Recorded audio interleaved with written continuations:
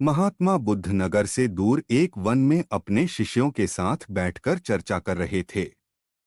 आसपास के लोग उनके पास अपनी समस्याएं लेकर आ रहे थे।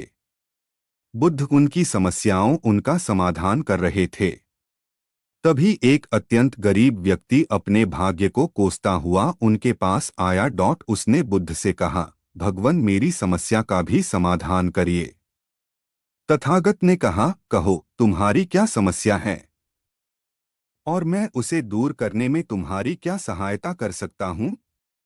उस व्यक्ति ने कहा, प्रभु मेरी बहुत इच्छा है कि मैं लोगों की हर प्रकार से मदद करूं, लेकिन मैं बहुत गरीब हूँ। मेरे पास न तो धन है और न ही कोई कीमती वस्तु जिससे मैं लोगों की सहायता कर सकूं। मैं दूसरों की मदद की इच्छा रखने के बावजूद किसी की सहायता नहीं कर पा रहा हूँ। यह कहकर वह व्यक्ति रोने लगा। उसे रोता देखकर बुद्ध ने कहा, तुम बहुत अज्ञानी हो, क्योंकि तुम अभी तक इस भ्रम में जी रहे हो कि तुम्हारे पास कुछ भी नहीं है और तुम बहुत गरीब हो, जबकि तुम्हारे पास दूसरों को देने के लिए बहुत कुछ है। तुम बिना धन और कीमती वस्तु के भी दूसरों की मदद कर सकते हो।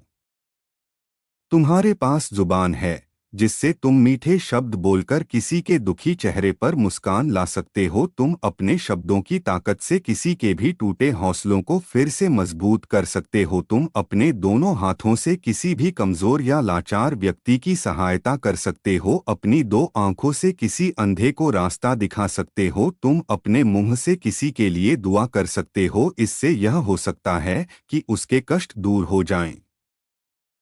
तुम अज्ञानतावश अब तक इस बात को समझ ही नहीं पाए।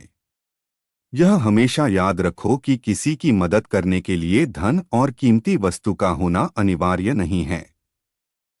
बिना धन और वस्तु के भी हम कई प्रकार से लोगों की मदद कर सकते हैं। महात्मा बुद्ध के ज्ञान भरे शब्द सुनकर उस गरीब व्यक्ति को अपनी अज्ञानता का बोध हुआ और उसकी समस्या का समाधान भी हो गया।